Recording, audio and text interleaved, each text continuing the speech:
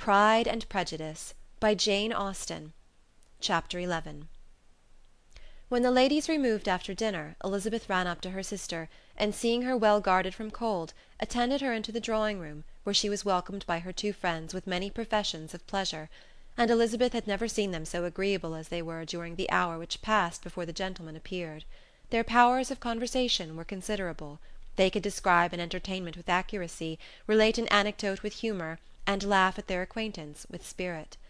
But when the gentlemen entered, Jane was no longer the first object. Miss Bingley's eyes were instantly turned toward Darcy, and she had something to say to him before he had advanced many steps. He addressed himself to Miss Bennet with a polite congratulation. Mr. Hurst also made her a slight bow, and said he was "very glad," but diffuseness and warmth remained for Bingley's salutation. He was full of joy and attention. The first half-hour was spent in piling up the fire, lest she should suffer from the change of room, and she removed at his desire to the other side of the fireplace, that she might be further from the door. He then sat down by her, and talked scarcely to any one else. Elizabeth, at work in the opposite corner, saw it all with great delight. When tea was over, Mr. Hurst reminded his sister-in-law of the card-table, but in vain. She had obtained private intelligence that Mr. Darcy did not wish for cards, and Mr. Hurst soon found even his open petition rejected. She assured him that no one intended to play, and the silence of the whole party on the subject seemed to justify her. Mr. Hurst had therefore nothing to do but to stretch himself on one of the sofas and go to sleep. Darcy took up a book, Miss Bingley did the same, and Mrs. Hurst, principally occupied in playing with her bracelets and rings, joined now and then in her brother's conversation with Miss Bennet. Miss Bingley's attention was quite as engaged in watching Mr. Darcy's progress through his book as in reading her own, and she was perpetually either making some inquiry or looking at his page. She could not win him, however, to any conversation. He merely answered her question and read on. At length, quite exhausted by the attempt to be amused with her own book, which she had only chosen because it was the second volume of his, she gave a great yawn and said, "How pleasant it is to spend an evening in this way! I declare, after all, there is no enjoyment like reading. How much sooner one tires of anything than of a book! When I have a house of my own, I shall be miserable if I have not an excellent library." No one made any reply. She then yawned again, threw aside her book, and cast her eyes round the room in quest for some amusement, when, hearing her brother mentioning a ball to Miss Bennet, she turned suddenly towards him and said, "By the by, Charles, are you really serious in meditating a dance at Netherfield? I would advise you, before you determine on it, to consult the wishes of the present party. I am much mistaken if there are not some among us to whom a ball would rather be a punishment than a pleasure." "If you mean Darcy," cried her brother, "he may go to bed, if he chooses, before it begins. But as for the ball, it is quite a settled thing, and as soon as Nicholls has made white soup enough, I shall send round my cards." "I should like balls infinitely better," she replied, "if they were carried on in a different manner. But there is something insufferably tedious in the usual process of such a meeting. It would surely be more rational if conversation instead of dancing were made the order of the day." "Much more rational, my dear Caroline, I dare say, but it would not be near so much like a ball." Miss Bingley made no answer, and soon afterwards she got up and walked about the room. Her figure was elegant, and she walked well; but Darcy, at whom it was all aimed, was still inflexibly studious. In the desperation of her feelings, she resolved on one effort more, and turning to Elizabeth, said, "Miss Eliza Bennet, let me persuade you to follow my example and take a turn about the room. I assure you it is very refreshing after sitting so long in one attitude." Elizabeth was surprised, but agreed to it immediately. Miss Bingley succeeded no less in the real object of her civility. Mr. Darcy looked up.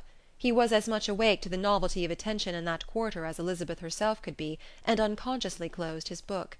He was directly invited to join their party, but he declined it, observing that he could imagine but two motives for their choosing to walk up and down the room together, with either of which motives his joining them would interfere. What could he mean? She was dying to know what could be his meaning, and asked Elizabeth whether she could at all understand him. "Not at all," was her answer. "But depend upon it, he means to be severe on us, and our surest way of disappointing him will be to ask nothing about it." Miss Bingley, however, was incapable of disappointing Mr. Darcy in anything, and persevered, therefore, in requiring an explanation of his two motives. "I have not the smallest objection to explaining them," said he, as soon as she allowed him to speak. You either choose this method of passing the evening because you are in each other's confidence, and have secret affairs to discuss, or because you are conscious that your figures appear to the greatest advantage in walking.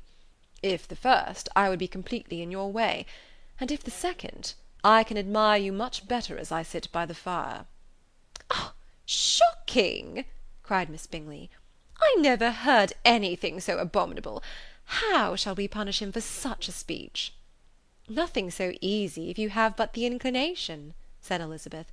"We can all plague and punish one another, tease him, laugh at him. Intimate as you are, you must know how it is to be done." "But upon my honour I do not. I do assure you that my intimacy has not yet taught me that. Tease, calmness of manner, and presence of mind. No, no, feel he may defy us there. And as to laughter, we will not expose ourselves, if you please, by attempting to laugh without a subject. Mr. Darcy may hug himself." "Mr. Darcy is not to be laughed at," cried Elizabeth. "That is an uncommon advantage, and uncommon I hope it will continue, for it would be a great loss to me to have many such acquaintances. I dearly love a laugh." "Miss Bingley," said he, "has given me more credit than can be. The wisest and the best of men, nay, the wisest and best of their actions, may be rendered ridiculous by a person whose first object in life is a joke." "Certainly," replied Elizabeth, "there are such people, but I hope I am not one of them. I hope I never ridicule what is wise and good. Follies and nonsense, whims and inconsistencies do divert me, I own, and I laugh at them whenever I can. But these, I suppose, are precisely what you are without." "Perhaps that is not possible for any one. But it has been the study of my life to avoid those weaknesses which often expose a strong understanding to ridicule." "Such as vanity and pride?" "Yes, vanity is a weakness indeed. But pride, where there is a real superiority of mind, pride will always be under good regulation." Elizabeth turned away to hide a smile. "Your examination of Mr. Darcy is over, I presume," said Miss Bingley. "And pray, what is the result?" "I am perfectly convinced by it that Mr. Darcy has no defect. He owns it himself without disguise." "No," said Darcy, "I have made no such pretension. I have faults enough, but they are not, I hope, of understanding. My temper I dare not vouch for. It is, I believe, too little yielding, certainly too little for the convenience of the world. I cannot forget the follies and vices of others so soon as I ought, nor their offences against myself. My feelings are not puffed about with every attempt to move them. My temper would perhaps be called resentful. My good opinion, once lost, is lost for ever." "That is a failing indeed," cried Elizabeth. "Implacable resentment is a shade in a character. But you have chosen your fault well. I really cannot laugh at it. You are safe from me." "There is, I believe, in every disposition a tendency to some particular evil, a natural defect which not even the best education can overcome." "And your defect is to hate everybody." "And yours," he replied with a smile, "is wilfully to misunderstand them." "Do let us have a little music," cried Miss Bingley, tired of a conversation in which she had no share. "Louisa, you will not mind my waking Mr. Hurst?" Her sister had not the smallest objection, and the pianoforte was opened, and Darcy, after a few moments' recollection, was not sorry for it. He began to feel the danger of paying Elizabeth too much attention. Chapter 12. In consequence of an agreement between the sisters, Elizabeth wrote the next morning to their mother to beg that the carriage might be sent for them in the course of the day. But Mrs. Bennett, who had calculated on her daughters remaining at Netherfield till the following Tuesday, which would exactly finish Jane's week, could not bring herself to receive them with pleasure before. Her answer therefore was not propitious, at least not to Elizabeth's wishes, for she was impatient to get home. Mrs. Bennett sent them word that they could not possibly have the carriage before Tuesday, and in her postscript it was added that if Mr. Bingley and his sister pressed them to stay longer, she could spare them very well. Against staying longer, however, Elizabeth was positively resolved, nor did she much expect it would be asked, and fearful on the contrary as being considered as intruding themselves needlessly long, she urged Jane to borrow Mr. Bingley's carriage immediately, and at length it was settled that their original design of leaving Netherfield that morning should be mentioned and the request made. The communication excited many professions of concern, and enough was said of wishing them to stay at least till the following day to work on Jane, and till the morrow their going was deferred. Miss Bingley was then sorry that she had proposed the delay, for her jealousy and dislike of one sister much exceeded her affection for the other. The master of the house heard with real sorrow that they were to go so soon, and repeatedly tried to persuade Miss Bennet that it would not be safe for her, that she was not enough recovered, but Jane was firm where she felt herself to be right. To Mr. Darcy it was a welcome intelligence. Elizabeth had been at Netherfield long enough. She attracted him more than he liked, and Miss Bingley was uncivil to her, and more teasing than usual to himself. He wisely resolved to be particularly careful that no sign of admiration should now escape him, nothing that could elevate her with the hope of influencing his felicity, sensible that if such an idea had been suggested, his behaviour during the last day must have material weight in confirming or crushing it. Steady to his purpose, he scarcely spoke 10 words to her through the whole of Saturday, and though they were at one time left by themselves for half an hour, he adhered most conscientiously to his book, and would not even look at her. On Sunday, after morning service, the separation, so agreeable to almost all, took place. Miss Bingley's civility to Elizabeth increased at last very rapidly, as well as her affection for Jane, and when they parted, after assuring the latter of the pleasure it would always give her to see her either at Longbourn or Netherfield, and embracing her most tenderly, she even shook hands with the former. Elizabeth took leave of the whole party in the liveliest of spirits. They were not welcomed home very cordially by their mother. Mrs. Bennet wondered at their coming, and thought them very wrong to give so much trouble, and was sure Jane would have caught cold again. But their father, though very laconic in his expressions of pleasure, was really glad to see them. He had felt their importance in the family circle. The evening conversation, when they were all assembled, had lost much of its animation, and almost all its sense, by the absence of Jane and Elizabeth. They found Mary as usual deep in the study of thorough base and human nature, and had some extracts to admire, and some new observations of threadbare morality to listen to. Catherine and Lydia had information for them of a different sort. Much had been done and much had been said in the regiment since the preceding Wednesday. Several of the officers had dined lately with their uncle, a private had been flogged, and it had actually been hinted that Colonel Forster was going to be married.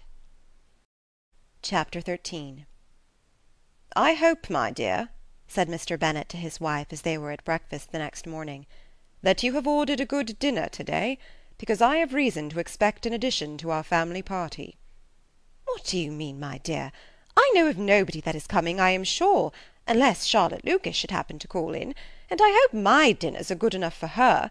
I do not believe she often sees such at home." "The person of whom I speak is a gentleman, and a stranger."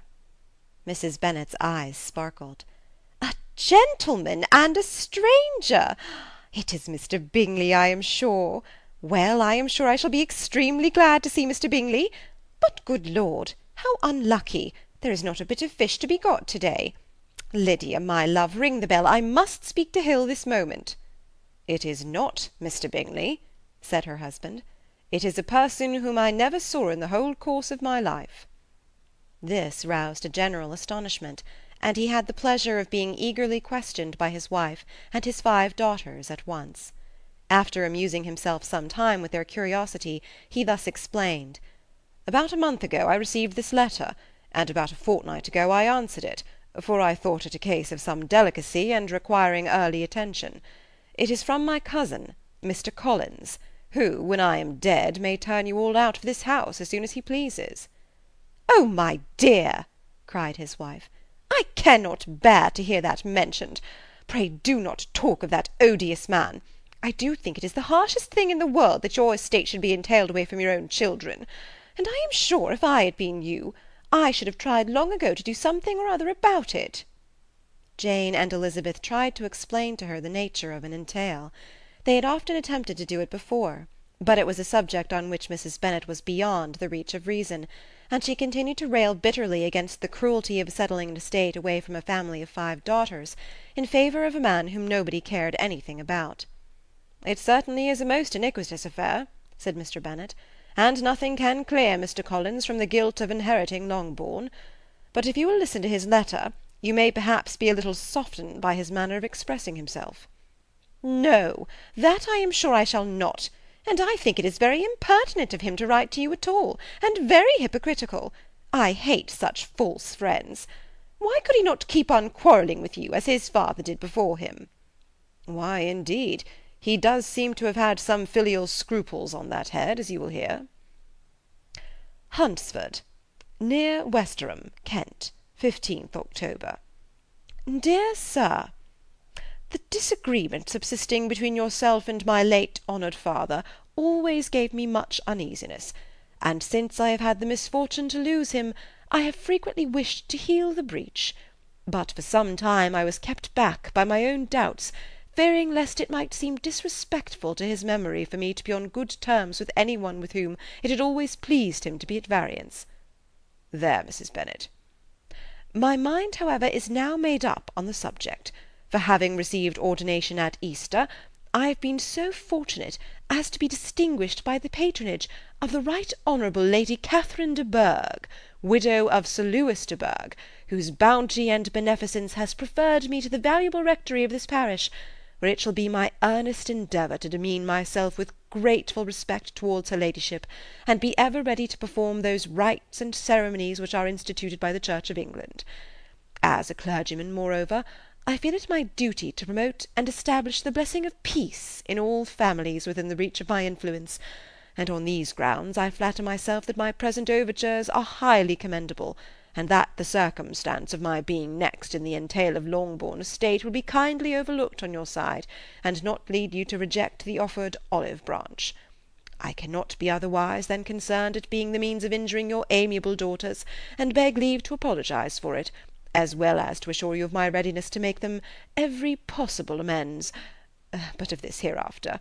If you should have no objection to receive me into your house, I propose myself the satisfaction of waiting on you and your family Monday, November 18th, by 4 o'clock, and shall probably trespass on your hospitality till the Saturday se'nnight following, which I can do without any inconvenience, as Lady Catherine is far from objecting to my occasional absence on a Sunday, provided that some other clergyman is engaged to do the duty of the day.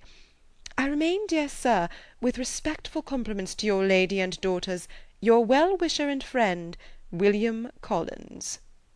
At 4 o'clock, therefore, we may expect this peace-making gentleman, said Mr. Bennet, as he folded up the letter. He seems to be a most conscientious and polite young man, upon my word, and I doubt not will prove a valuable acquaintance, especially if Lady Catherine should be so indulgent as to let him come to us again. There is some sense in what he says about the girls, however, and if he is disposed to make them any amends, I shall not be the person to discourage him.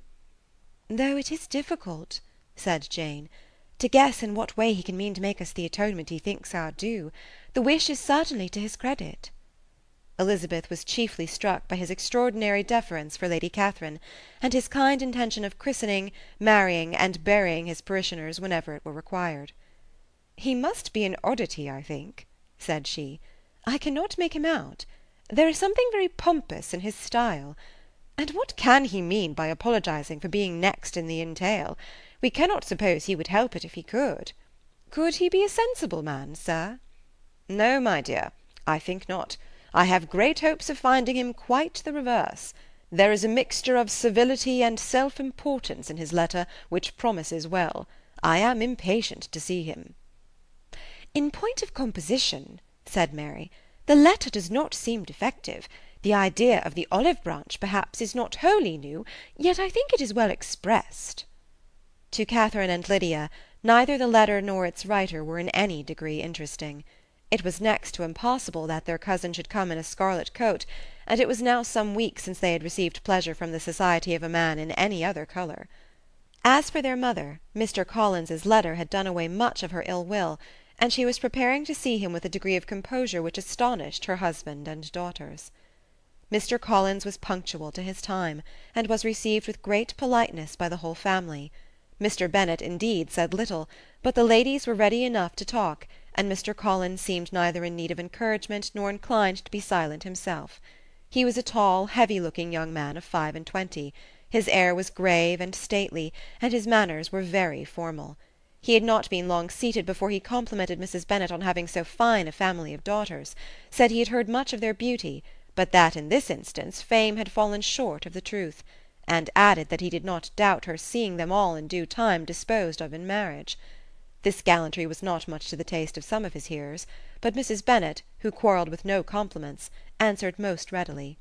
You are very kind, I am sure, and I wish with all my heart it may prove so, for else they will be destitute enough. Things are settled so oddly. You allude, perhaps, to the entail of this estate. Ah, sir, I do indeed. It is a grievous affair to my poor girls, you must confess. Not that I mean to find fault with you, for such things I know are all chance in this world. There is no knowing how estates will go when once they come to be entailed. I am very sensible, madam, of the hardship to my fair cousins, and could say much on the subject, but that I am cautious of appearing forward and precipitate. But I can assure the young ladies that I come prepared to admire them. At present I will not say more, but perhaps when we are better acquainted—" He was interrupted by a summons to dinner, and the girls smiled on each other. They were not the only objects of Mr. Collins's admiration. The hall, the dining-room, and all its furniture, were examined and praised, and his commendation of everything would have touched Mrs. Bennett's heart, but for the mortifying supposition of his viewing it all as his own future property. The dinner, too, in its turn, was highly admired, and he begged to know to which of his fair cousins the excellency of its cooking was owing. But he was set right there by Mrs. Bennett, who assured him with some asperity that they were very well able to keep a good cook, and that her daughters had nothing to do in the kitchen. He begged pardon for having displeased her. In a softened tone she declared herself not at all offended, but he continued to apologize for about a quarter of an hour. Chapter 14. During dinner Mr. Bennett scarcely spoke at all, but when the servants were withdrawn, he thought it time to have some conversation with his guest, and therefore started a subject in which he expected him to shine, by observing that he seemed very fortunate in his patroness. Lady Catherine de Bourgh's attention to his wishes, and consideration for his comfort, appeared very remarkable. Mr. Bennett could not have chosen better. Mr. Collins was eloquent in her praise. The subject elevated him to more than usual solemnity of manner, and with a most important aspect he protested that he had never in his life witnessed such behaviour in a person of rank, such affability and condescension, as he had himself experienced from Lady Catherine. She had been graciously pleased to approve of both of the discourses which he had already had the honour of preaching before her. She had also asked him twice to dine at Rosings, and had sent for him only the Saturday before to make up her pool of quadrille in the evening. Lady Catherine was reckoned proud by many people he knew, but he had never seen anything but affability in her. She had always spoken to him as she would to any other gentleman. She made not the smallest objection to his joining in the society of the neighbourhood, nor to his leaving the parish occasionally for a week or two, to visit his relations.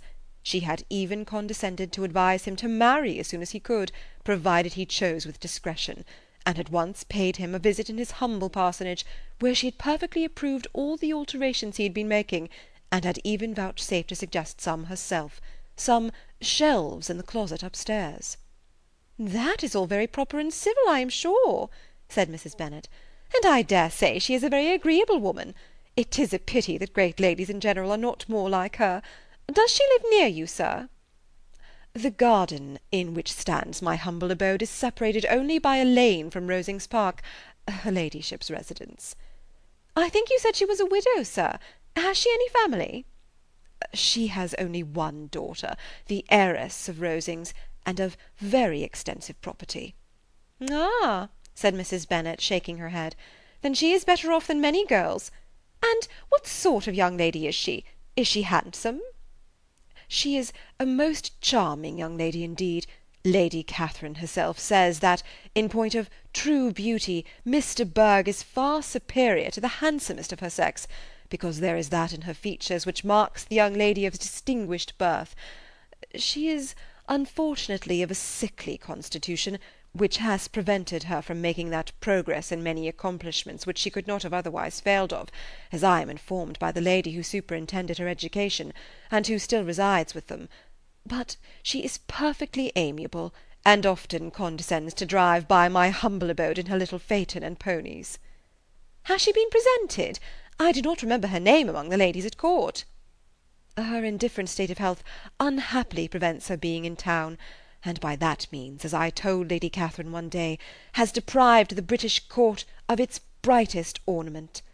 Her ladyship seemed pleased with the idea, and you may imagine that I am happy on every occasion to offer those little delicate compliments which are always acceptable to ladies. I have more than once observed to Lady Catherine that her charming daughter seemed born to be a duchess, and that the most elevated rank, instead of giving her consequence, would be adorned by her. These are the kind of little things which please her ladyship, and it is a sort of attention which I conceive myself peculiarly bound to pay." "You judge very properly," said Mr. Bennet, "and it is happy for you that you possess the talent of flattering with delicacy. May I ask whether these pleasing attentions proceed from the impulse of the moment, or are they the result of previous study?" "They arise chiefly from what is passing at the time, and though I sometimes amuse myself with suggesting and arranging such little elegant compliments as may be adapted to ordinary occasions, I always wish to give them as unstudied an air as possible." Mr. Bennet's expectations were fully answered. His cousin was as absurd as he had hoped, and he listened to him with the keenest enjoyment, maintaining at the same time the most resolute composure of countenance, and, except in an occasional glance at Elizabeth, requiring no partner in his pleasure. By tea-time, however, the dose had been enough, and Mr. Bennet was glad to take his guest into the drawing-room again, and when tea was over, glad to invite him to read aloud to the ladies. Mr. Collins readily assented, and a book was produced, but on beholding it, for everything announced it to be from a circulating library, he started back, and, begging pardon, protested that he never read novels. Kitty stared at him, and Lydia exclaimed. Other books were produced, and after some deliberation he chose Fordyce's Sermons. Lydia gaped as he opened the volume, and before he had, with very monotonous solemnity, read 3 pages, she interrupted him with, "Do you know, mamma, that my uncle Phillips talks of turning away Richard, and if he does, Colonel Forster will hire him. My aunt told me so herself on Saturday. I shall walk to Meryton to-morrow to hear more about it, and to ask when Mr. Denny comes back from town." Lydia was bid by her 2 eldest sisters to hold her tongue, but Mr. Collins, much offended, laid aside his book, and said, "I have often observed how little young ladies are interested by books of a serious stamp, though written solely for their benefit. It amazes me, I confess, for certainly there can be nothing so advantageous to them as instruction. But I will no longer importune my young cousin." Then, turning to Mr. Bennet, he offered himself as his antagonist at backgammon. Mr. Bennet accepted the challenge, observing that he acted very wisely in leaving the girls to their own trifling amusements. Mrs. Bennet and her daughters apologized most civilly for Lydia's interruption, and promised that it should not occur again, if he would resume his book. But Mr. Collins, after assuring them that he bore his young cousin no ill will, and should never resent her behaviour as any affront, seated himself at another table with Mr. Bennet, and prepared for backgammon. Chapter 15. Mr. Collins was not a sensible man, and the deficiency of nature had been but little assisted by education or society, the greatest part of his life having been spent under the guidance of an illiterate and miserly father; and though he belonged to one of the universities, he had merely kept the necessary terms, without forming at it any useful acquaintance. The subjection in which his father had brought him up had given him originally great humility of manner, but it was now a good deal counteracted by the self-conceit of a weak head, living in retirement, and the consequential feelings of early and unexpected prosperity. A fortunate chance had recommended him to Lady Catherine de Bourgh when the living of Hunsford was vacant, and the respect which he felt for her high rank, and his veneration for her as his patroness, mingling with a very good opinion of himself, of his authority as a clergyman, and his right as a rector, made him altogether a mixture of pride and obsequiousness, self-importance and humility. Having now a good house and a very sufficient income, he intended to marry, and in seeking a reconciliation with the Longbourn family he had a wife in view, as he meant to choose one of the daughters, if he found them as handsome and amiable as they were represented by common report. This was his plan of amends, of atonement, for inheriting their father's estate, and he thought it an excellent one, full of eligibility and suitableness, and excessively generous and disinterested on his own part. His plan did not vary on seeing them. Miss Bennet's lovely face confirmed his views, and established all his strictest notions of what was due to seniority, and for the first evening she was his settled choice. The next morning, however, made an alteration, for in a quarter of an hour's tete-a-tete with Mrs. Bennet before breakfast, a conversation beginning with his parsonage house, and leading naturally to the avowal of his hopes that a mistress might be found for it at Longbourn, produced from her, amid very complacent smiles and general encouragement, a caution against the very Jane he had fixed on. As to her younger daughters, she could not take upon her to say, she could not positively answer, but she did not know of any prepossession. Her eldest daughter she must just mention, she felt it incumbent on her to hint, was likely to be very soon engaged. Mr. Collins had only to change from Jane to Elizabeth, and it was soon done while Mrs. Bennet was stirring the fire. Elizabeth, equally next to Jane in birth and beauty, succeeded her, of course. Mrs. Bennet treasured up the hint, and trusted that she might soon have 2 daughters married, and the man whom she could not bear to speak of the day before was now high in her good graces. Lydia's intention of walking to Meryton was not forgotten. Every sister except Mary agreed to go with her, and Mr. Collins was to attend them, at the request of Mr. Bennet, who was most anxious to get rid of him, and have his library to himself, for thither Mr. Collins had followed him after breakfast, and there he would continue, nominally engaged with one of the largest folios in the collection, but really talking to Mr. Bennet, with little cessation, of his house and garden at Hunsford. Such doings discomposed Mr. Bennet exceedingly. In his library he had always been sure of leisure and tranquillity, and though prepared, as he told Elizabeth, to meet with folly and conceit in every other room of the house, he was used to be free from them there. His civility, therefore, was most prompt in inviting Mr. Collins to join his daughters in their walk, and Mr. Collins, being in fact much better fitted for a walker than a reader, was extremely pleased to close his large book and go. In pompous nothings on his side, and civil assents on that of his cousins, their time passed till they entered Meryton. The attention of the younger ones was then no longer to be gained by him. Their eyes were immediately wandering up in the street in quest of the officers, and nothing less than a very smart bonnet indeed, or a really new muslin in a shop window, could recall them. But the attention of every lady was soon caught by a young man whom they had never seen before, of most gentlemanlike appearance, walking with another officer on the other side of the way. The officer was the very Mr. Denny, concerning whose return from London Lydia came to inquire, and he bowed as they passed. All were struck with the stranger's air, all wondered who he could be, and Kitty and Lydia, determined if possible to find out, led the way across the street, under pretence of wanting something in an opposite shop, and fortunately had just gained the pavement when the 2 gentlemen, turning back, had reached the same spot. Mr. Denny addressed them directly, and entreated permission to introduce his friend, Mr. Wickham, who had returned with him the day before from town, and he was happy to say had accepted a commission in their corps. This was exactly as it should be, for the young man wanted only regimentals to make him completely charming. His appearance was greatly in his favour. He had all the best part of beauty, a fine countenance, a good figure, and very pleasing address. The introduction was followed up on his side by a happy readiness of conversation, a readiness at the same time perfectly correct and unassuming, and the whole party were still standing and talking together very agreeably, when the sound of horses drew their notice, and Darcy and Bingley were seen riding down the street. On distinguishing the ladies of the group, the 2 gentlemen came directly towards them, and began the usual civilities. Bingley was the principal spokesman, and Miss Bennet the principal object. He was then, he said, on his way to Longbourn on purpose to inquire after her. Mr. Darcy corroborated it with a bow, and was beginning to determine not to fix his eyes on Elizabeth, when they were suddenly arrested by the sight of the stranger, and Elizabeth, happening to see the countenance of both as they looked at each other, was all astonishment at the effect of the meeting. Both changed colour. One looked white, the other red. Mr. Wickham after a few moments touched his hat, a salutation which Mr. Darcy just deigned to return. What could be the meaning of it? It was impossible to imagine. It was impossible not to long to know. In another minute Mr. Bingley, but without seeming to have noticed what passed, took leave and rode on with his friend.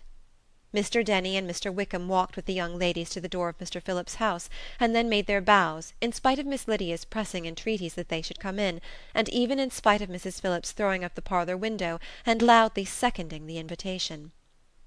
Mrs. Phillips was always glad to see her nieces, and the 2 eldest, from their recent absence, were particularly welcome, and she was eagerly expressing her surprise at their sudden return home, which, as their own carriage had not fetched them, she should have known nothing about, if she had not happened to see Mr. Jones's shop-boy in the street, who had told her that they were not to send any more drafts to Netherfield, because the Miss Bennetts were come away, when her civility was claimed toward Mr. Collins by Jane's introduction of him.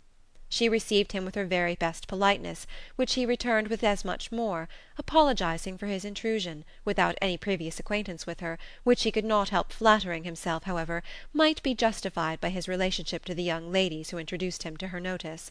Mrs. Phillips was quite awed by such an excess of good breeding, but her contemplation of one stranger was soon put to an end by exclamations and inquiries about the other, of whom, however, she could only tell her nieces what they already knew, that Mr. Denny had brought him from London, and that he was to have a lieutenant's commission in the shire. She had been watching him the last hour, she said, as he walked up and down the street, and had Mr. Wickham appeared, Kitty and Lydia would certainly have continued the occupation, but unluckily no one passed windows now except a few of the officers, who, in comparison with the stranger, were become stupid, disagreeable fellows. Some of them were to dine with the Phillipses the next day, and their aunt promised to make her husband call on Mr. Wickham and give him an invitation also, if the family from Longbourn would come in the evening. This was agreed to, and Mrs. Phillips protested that they would have a nice, comfortable, noisy game of lottery tickets, and a little bit of hot supper afterwards. The prospect of such delights was very cheering, and they parted in mutual good spirits. Mr. Collins repeated his apologies in quitting the room, and was assured with unwearying civility that they were perfectly needless. As they walked home, Elizabeth related to Jane what she had seen pass between the two gentlemen, but though Jane would have defended either or both, had they appeared to be in the wrong, she could no more explain such behaviour than her sister. Mr. Collins, on his return, highly gratified Mrs. Bennet by admiring Mrs. Phillips's manners and politeness.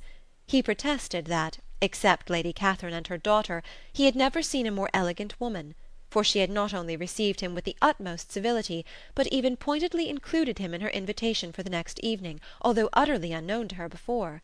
Something, he supposed, might be attributed to his connection with them, but yet he had never met with so much attention in the whole course of his life. End of Chapter 15.